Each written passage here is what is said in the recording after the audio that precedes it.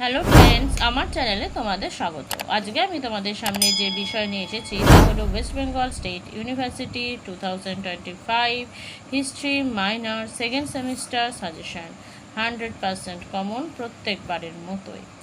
আমি Bangla suggestion short কোশ্চেনের টিকা দিয়ে রেখেছি আগের ভিডিওতে, তোমরা দেখে নিও। ইতিহাসের শর্ট কোশ্চেনও দেয়া রয়েছে আমার আগের ভিডিওতে, তোমরা প্লিজ একটু চেক আউট করে নিও। আর আমার ইনস্টাগ্রাম আর ফেসবুকে একটু ফলো করে নিও। কেমন? শুরু করছি। 1.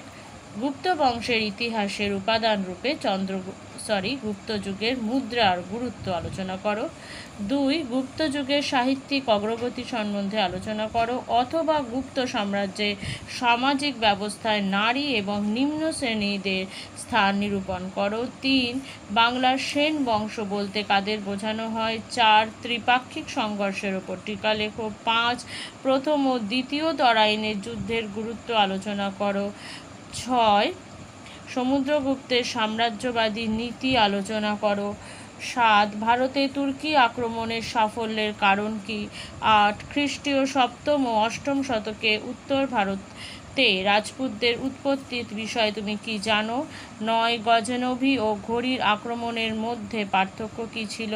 10. পল্লব যুগের শিল্প ও স্থাপত্য টিকা। 11. রাষ্ট্রকূট বংশের সবচেয়ে শক্তিশালী শাসক কে ছিলেন এবং কেন তাকে শক্তিশালী শাসক বলা হয়, এই বিষয়ে তোমার মতামত কী। 12. দ্বিতীয় পুলকেশীর কৃতিত্ব সম্বন্ধে যা জানো লেখো। 13. শশাঙ্কের অধীনে একটি শক্তি হিসাবে গৌড়ের উত্থান বর্ণনা করো। 14. খ্রিস্টীয় একাদশ শতকে গজনভি আক্রমণের কারণ ও প্রভাব সম্পর্কে লেখো।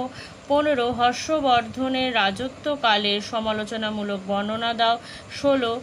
কোন কোন দিক থেকে গুপ্ত সাম্রাজ্য মৌর্যদের থেকে পৃথক ছিল।